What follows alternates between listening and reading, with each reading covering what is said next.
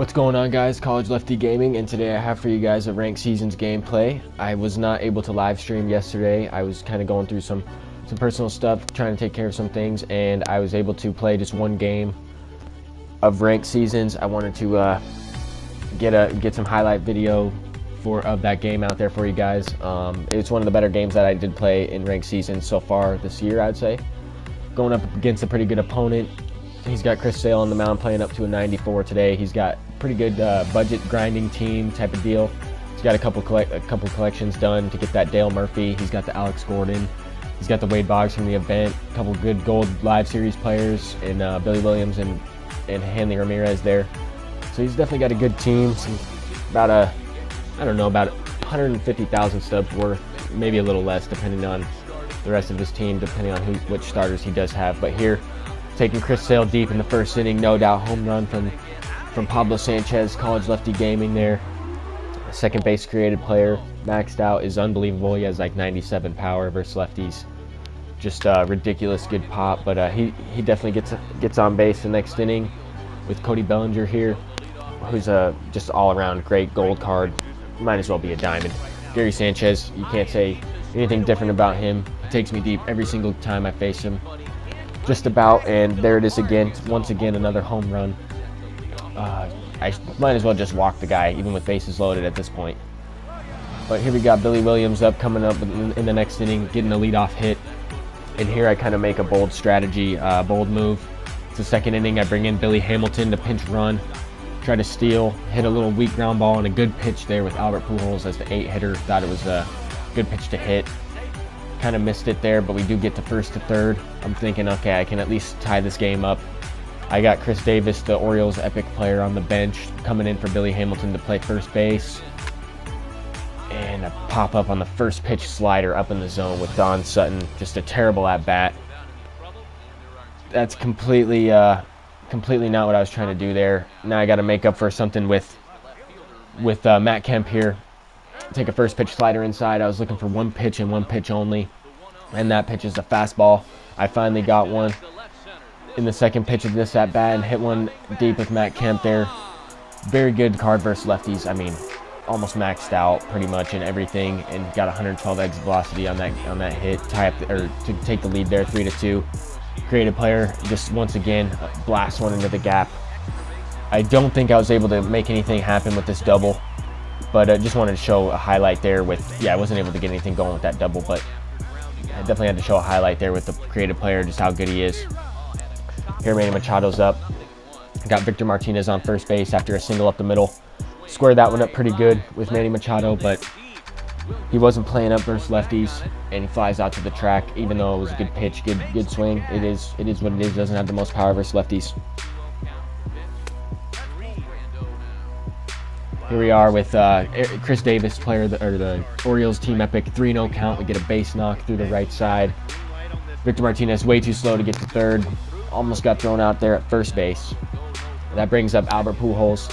He's going to go ahead and intentionally walk Albert Pujols to bring up the pitcher.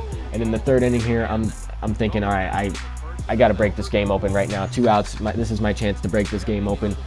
It's a pretty ballsy move.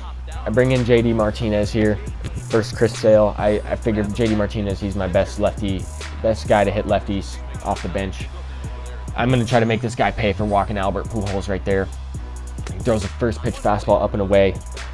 That is not the pitch I'm looking for. I'm looking for something more on the middle of the plate. We get a slider right down the middle, and we rip it into the gap there. That's going to be a huge game-changing move.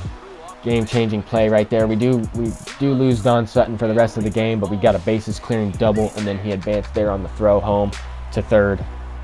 Here we got Manny Machado up again with 1 out in the bottom of the 5th inning. Get another pretty good pitch to hit there. I believe it was a cutter low and inside from Roberto Osuna, and we fly out to the track again. I know I mentioned earlier in the video Manny Machado was not playing up versus lefties. He was playing up versus righties, but that PCI placement wasn't good enough to get that one out of here. We just missed it though. Like, I realized that PCI placement can be kind of good because the bat still hits the ball pretty well. It's not necessarily like where your PCI is, it's more about whether the bat hits it. It's kind of my analysis of what this game is. There, I wanted to show another at-bat there with Chris Davis. Haven't really got to play with him too much. Here to lead off the inning, the following inning, we got Albert Pujols up next. I mean, If we were able to get on base there with Davis, that could have gave Pujols a chance to maybe get something going. But anyways, it is 7-2 in the 6th inning. We got our creative player up once again, getting his 3rd hit of the game. 3rd base hit, having himself a day with 1 home run, a double, and a single. He needs a triple for the cycle. That brings up Mike Trout. Kind of got a little aggressive there, trying to go with that first pitch quirk. He throws a good changeup on the outside corner. Then he follows that up with the pitch out. I was stealing there, so he would have had me easily. Now I'm expecting a fastball somewhere in the zone, and we end up getting one. And Mike Trout hits a no-doubter. That was just a regular X-swing there with Mike Trout, but he has all the power you need to hit one out there. That brings up Bryce Harper, and I didn't really do anything with Bryce Harper. Here we got Billy Wagner in. Billy Wagner is the diamond one, very good. I wanted to show like he's a guy that you can actually use his fastball, even against someone like Gary Sanchez, who honestly hits a home run off me every single time I face him. I'm still not afraid to throw the fastball. At this point in the game, it's 9-2. Hit it out, dude. Like I would have pitched him a lot differently if it was a closer game, more to the corners and such, but I kind of was testing out some different guys. I didn't want to use Trevor Hoffman for this game, but some of my bullpen was kind of taxed, so the only guy that was really taxed was actually Phil Niekro. I have the 70 overall in my rotation, so I did use him in the 8th inning, and I didn't include that in the gameplay just because I only used him for a couple pitches. It just seemed like I could have used him for more, but I didn't want to use his energy too much. I want to save that guy for pick and choose which opponents I use him. But yeah, this Billy Wagner is a pretty good card. He's got 4 good pitches. The changeup I would like to be a little bit better. It doesn't break as much as I thought it would, but he's no Trevor Hoffman. Trevor Hoffman is the most disgusting reliever in this game, I'd say. He's almost untouchable. I think I've given up only 1 run with him since I've had him. I've used him for quite a few games. Even the silver one is a great card. But then in the 9th, I skipped over the Phil Niekro gameplay. In the 9th, we bring in Pat Neshek. We want to finish him off here with the Submariner. I threw a sinker inside there with the first at bat, got him to swing, and I figured just mixing it up with that slider and that sinker can be pretty deadly with this Pat Neshek, because of course everyone just sits on that changeup. But here he kind of just gave up. He's like, 2 outs. I could tell he was just swinging as soon as I threw it, basically just saying like, this game's over, dude. I mean, I respect it though. He didn't quit. He didn't quit the game. He did end up bunting, so he kind of gave up, but he didn't quit. So gotta respect him.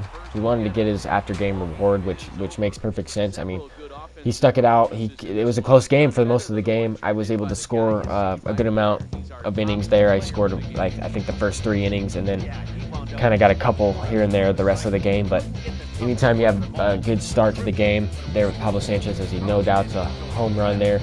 I like that bat flip animation. Thought that'd be cool to add into it. Goes 3 for 4 there, but yeah, anytime you get an early lead there, you're able to score once in the 6th again. So we go up to 850 rating. The opponent was in the DS and we were in the championship series, so we did have a little bit of an advantage. But that's going to do it for this video, guys. Thank you guys for watching. I will be live streaming tomorrow at some point in the afternoon. Thank you guys. Hope you have a great day. Peace out.